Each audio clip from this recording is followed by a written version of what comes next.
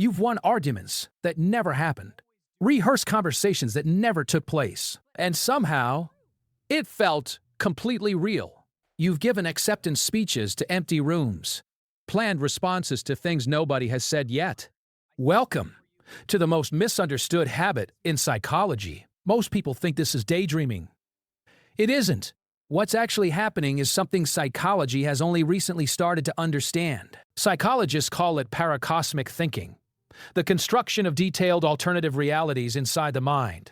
And it activates the same neural pathways as actual lived experience. Your mind cannot fully distinguish between something that happened and something you imagined vividly enough. That's not a flaw. That's just how you're built. Research also links this to something called narrative identity, the way humans use story to make sense of who they are. You're not escaping reality. You're writing yourself into one. Here's the first reason, and it will feel uncomfortably familiar. You imagine scenarios because real life didn't give you the ending you needed. So you wrote one yourself. That argument you won in the shower. 3 weeks later, that was closure. The kind real life forgot to give you. Your mind gave it to you instead. The second reason. Rehearsal. Your mind is running simulations, testing outcomes before they happen. It isn't anxiety. It's preparation wearing the wrong label. You've rehearsed the job interview in your head 17 times. The first date, the difficult conversation with someone you love. Not because you're scared, because you care too much to wing it. Third reason, and this is the one that stings a little. Sometimes the imagined version of your life is simply better than the one you're currently living, and that gap is everything. The imagined version doesn't judge you, doesn't reject you. In there, you always say the right thing.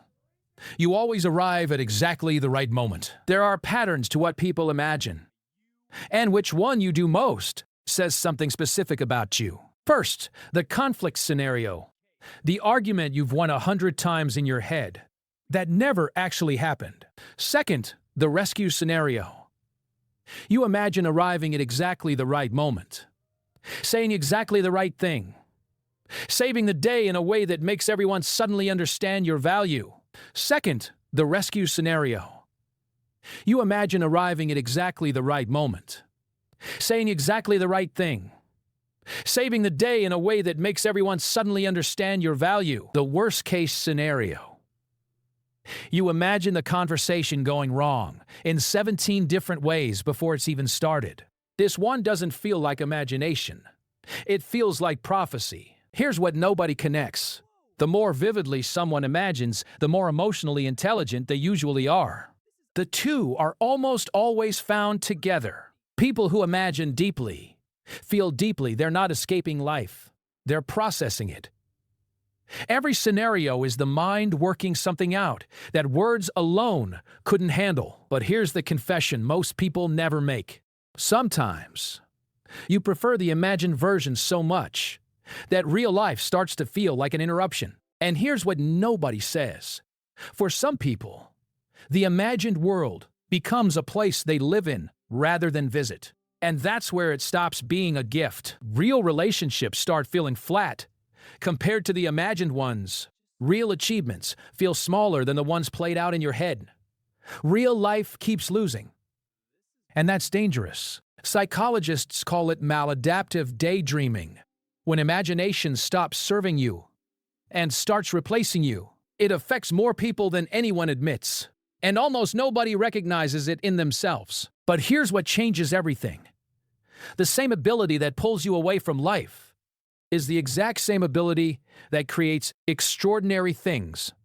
It's the identical muscle, just pointed differently. Every novelist, every filmmaker, every person who built something that didn't exist before started exactly where you are, imagining something that wasn't real yet. The mind that imagines constantly isn't broken. It's restless, and restless minds built every single thing worth looking at in this world. Drop a comment if you've had a full conversation in your head with someone that they have absolutely no idea happened. Every single person watching this knows exactly what I mean. And if this felt a little too accurate, don't forget to subscribe. Psychology explained simply.